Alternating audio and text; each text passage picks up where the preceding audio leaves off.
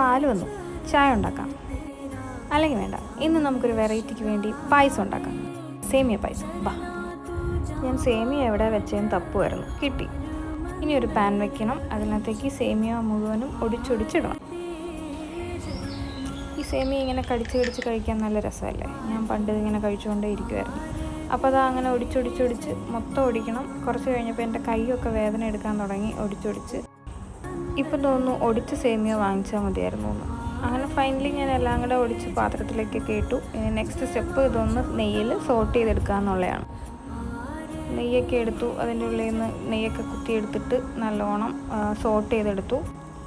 പണ്ട് എനിക്കിത് ഭയങ്കര ഇഷ്ടമായിരുന്നു, ഈ നെയ്യിലിങ്ങനെ സേമിയ വറുത്തിട്ട് കഴിക്കാൻ. അമ്മ പായസം ഉണ്ടാക്കുമ്പോൾ എപ്പോഴും ഞാൻ അതിൽ നിന്നൊരു ശകലം മാറ്റി വെക്കാൻ പറയുമായിരുന്നു.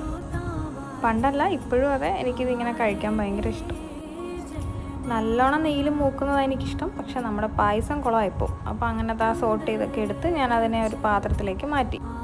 നെക്സ്റ്റ് മുന്തിരിയും നമുക്കിതുപോലെ തന്നെ നെയ്യിലൊന്ന് സോട്ട് ചെയ്തെടുത്തിട്ട് അതും നമുക്കിതിലേക്കിടാം. ഈ മുന്തിരി ഉണ്ടല്ലോ, ഞാൻ വറുത്ത് കഴിഞ്ഞാൽ കഴിക്കില്ല, പക്ഷേ ഞാൻ പച്ചയ്ക്ക് ഇങ്ങനെ കഴിച്ചുകൊണ്ടിരിക്കും.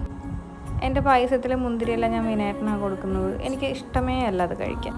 അപ്പോൾ അതാ നമ്മൾ പാലൊഴിച്ചു. നമ്മുടെ പശുവിൻ്റെ പാലാണ്, നല്ല ശുദ്ധമായ പാലാണ്.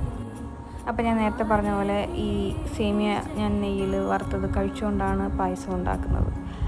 അപ്പോൾ പിന്നെ പഞ്ചസാര ഇട്ടു. ഇവിടെ തീരെ മധുരം ഇഷ്ടമല്ല വിനേട്ടന്, അതുകൊണ്ട് മധുരമില്ലാത്ത പായസമായിരിക്കും. കുറച്ച് മധുരമാണ് ആഡ് ചെയ്തിട്ടുള്ളൂ. പിന്നെ അതിലേക്ക് ഞാൻ ഈ സോട്ട് ചെയ്ത ഇതെല്ലാം കൂടെ ഒരുമിച്ച് അങ്ങ് ഇട്ടു. എനിക്ക് ഒരുപാട് നേരമൊന്നും അടുക്കളയിൽ നിൽക്കാൻ ഇഷ്ടമല്ല. അപ്പോൾ സേമിയയും മുന്തിരിയും എല്ലാം കൂടെ ഒന്നിച്ചങ്ങിട്ട് നല്ലോണം അങ്ങ് കുറുക്കി നല്ല തിളച്ച് വറ്റിച്ചെടുക്കണം. കുറച്ച് ഏലക്കാപ്പൊടി ഉണ്ടായിരുന്നെങ്കിൽ നല്ലതായിരുന്നു, പക്ഷേ ഇല്ല. ഇതാ നല്ല വാസനയൊക്കെ വരുന്നുണ്ട്, പായസത്തിൻ്റെ നല്ല വാസനയും നെയ്യിൻ്റെ വാസനയൊക്കെ വന്നു. അങ്ങനെ കുറുക്കിയെടുത്ത് സെറ്റാക്കി.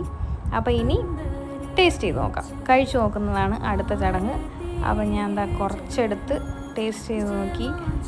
അത്ര അടിപൊളിയൊന്നും അല്ലെങ്കിലും സംഭവം കൊള്ളാം, എനിക്കിഷ്ടപ്പെട്ടു.